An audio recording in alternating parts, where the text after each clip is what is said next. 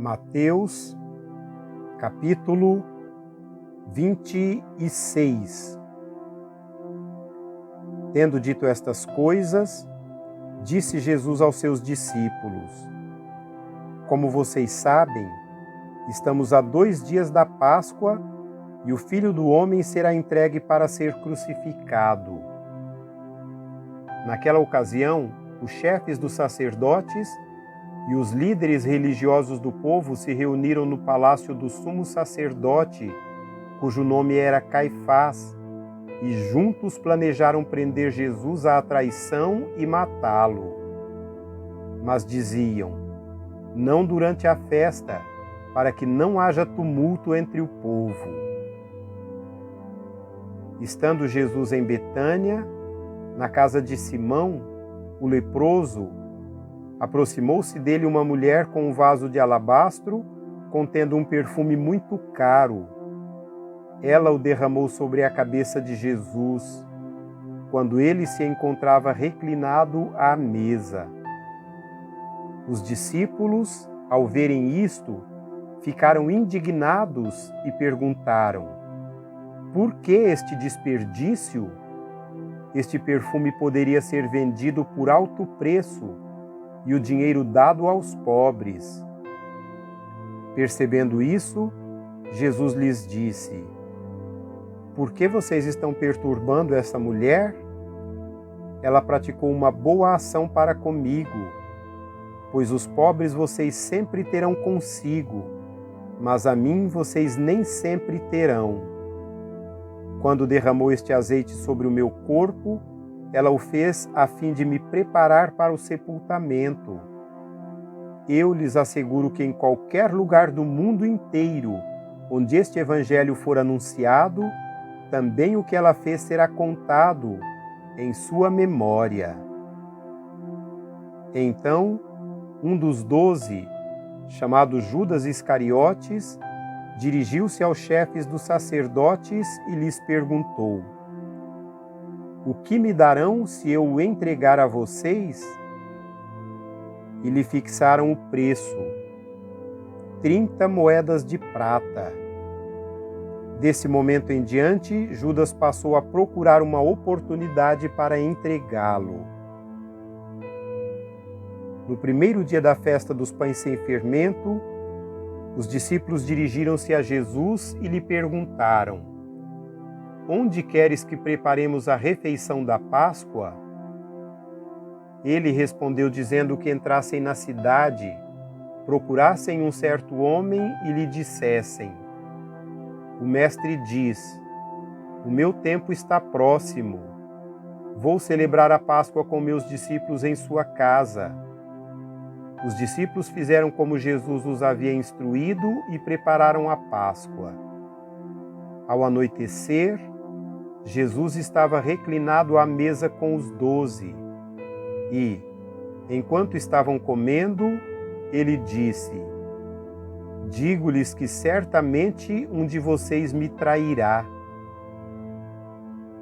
Eles ficaram muito tristes e começaram a dizer-lhe, um após outro: com certeza não sou eu, Senhor.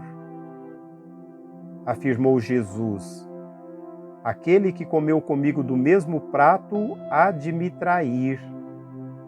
O Filho do Homem vai, como está escrito a seu respeito. Mas ai daquele que trai o Filho do Homem. Melhor lhe seria não haver nascido. Então, Judas, que havia de traí-lo, disse: com certeza não sou eu, mestre. Jesus afirmou: sim, é você. Enquanto comiam, Jesus tomou o pão, deu graças, partiu-o e o deu aos seus discípulos, dizendo: tomem e comam, isto é o meu corpo. Em seguida tomou o cálice, deu graças e o ofereceu aos discípulos, dizendo: bebam dele todos vocês. Isto é o meu sangue da aliança, que é derramado em favor de muitos para perdão de pecados. Eu lhes digo que, de agora em diante, não beberei deste fruto da videira, até aquele dia em que beberei o vinho novo com vocês no reino de meu Pai. Depois de terem cantado um hino, saíram para o Monte das Oliveiras. Então Jesus lhes disse: ainda esta noite todos vocês me abandonarão, pois está escrito: ferirei o pastor e as ovelhas do rebanho serão dispersas. Mas, depois de ressuscitar, irei adiante de vocês para a Galiléia. Pedro respondeu: ainda que todos te abandonem, eu nunca te abandonarei. Respondeu Jesus: asseguro-lhe que ainda esta noite, antes que o galo cante, 3 vezes você me negará. Mas Pedro declarou: mesmo que seja preciso que eu morra contigo, nunca te deixarei. E todos os outros discípulos disseram o mesmo. Então Jesus foi com seus discípulos para um lugar chamado Getsêmani e lhes disse: sentem-se aqui enquanto vou ali orar. Levando consigo Pedro e os 2 filhos de Zebedeu, começou a entristecer-se e a angustiar-se. Disse-lhes então: a minha alma está profundamente triste, numa tristeza mortal. Fiquem aqui e vigiem comigo. Indo um pouco mais adiante, prostrou-se com o rosto em terra e orou: meu Pai, se for possível, afasta de mim este cálice. Contudo, não seja como eu quero, mas sim como tu queres.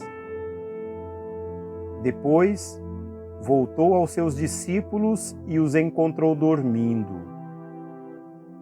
Vocês não puderam vigiar comigo nem por 1 hora? Perguntou ele a Pedro.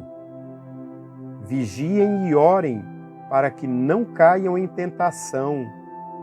O espírito está pronto, mas a carne é fraca. E retirou-se outra vez para orar.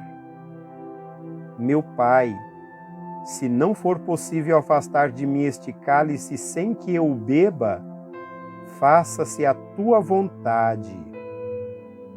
Quando voltou, de novo os encontrou dormindo, porque os seus olhos estavam pesados.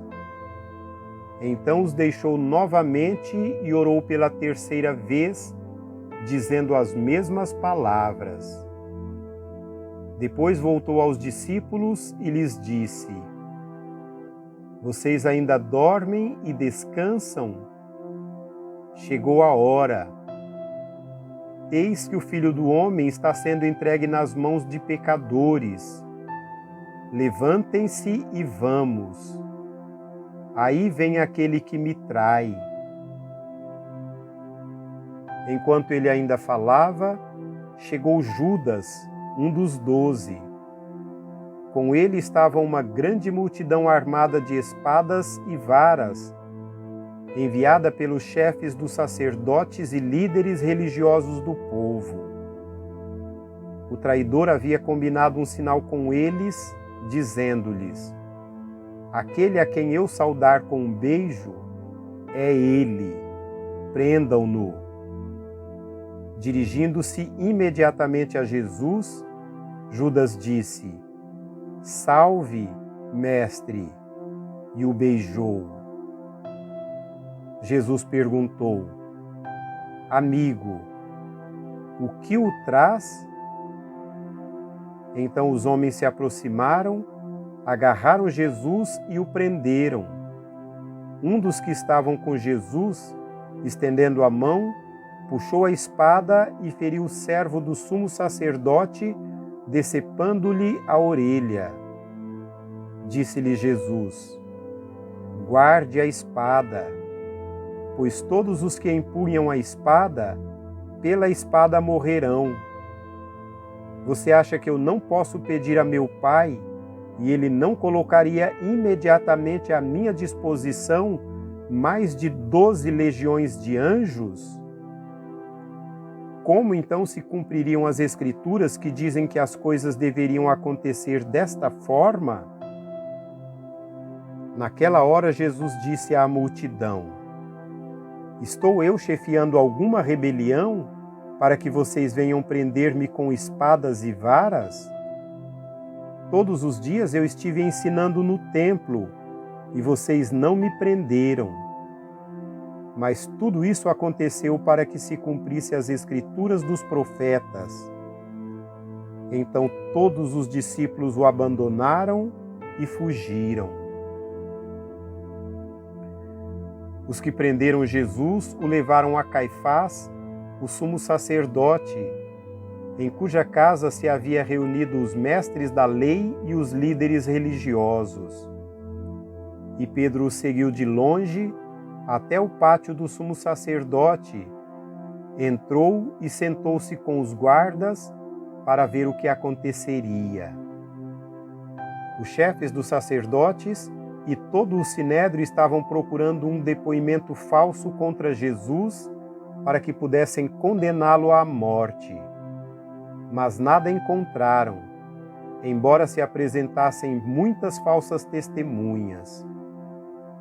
Finalmente se apresentaram duas que declararam: Este homem disse: Sou capaz de destruir o santuário de Deus e reconstruí-lo em 3 dias. Então o sumo sacerdote levantou-se e disse a Jesus: Você não vai responder à acusação que estes lhe fazem? Mas Jesus permaneceu em silêncio. O sumo sacerdote lhe disse: Exijo que você jure pelo Deus vivo. Se você é o Cristo, o Filho de Deus, diga-nos. Tu mesmo o disseste, respondeu Jesus. Mas eu digo a todos vós: chegará o dia em que vereis o Filho do Homem assentado à direita do Poderoso e vindo sobre as nuvens do céu. Foi quando o sumo sacerdote rasgou as próprias vestes e disse: Blasfemou! Por que precisamos de mais testemunhas? Vocês acabaram de ouvir a blasfêmia. O que acham? É réu de morte, responderam eles. Então alguns lhe cuspiram no rosto e lhe deram murros. Outros lhe davam tapas e diziam: Profetize-nos, Cristo. Quem foi que te bateu? Pedro, estando sentado no pátio, e uma criada, aproximando-se dele, disse: Você também estava com Jesus, o Galileu. Mas ele o negou diante de todos, dizendo: Não sei do que você está falando. Depois, saiu em direção à porta, onde outra criada o viu e disse aos que estavam ali: Este homem estava com Jesus, o Nazareno. E ele, jurando, o negou outra vez: Não conheço esse homem. Pouco tempo depois, os que estavam ali chegaram a Pedro e disseram: Certamente você é um deles. O seu modo de falar o denuncia.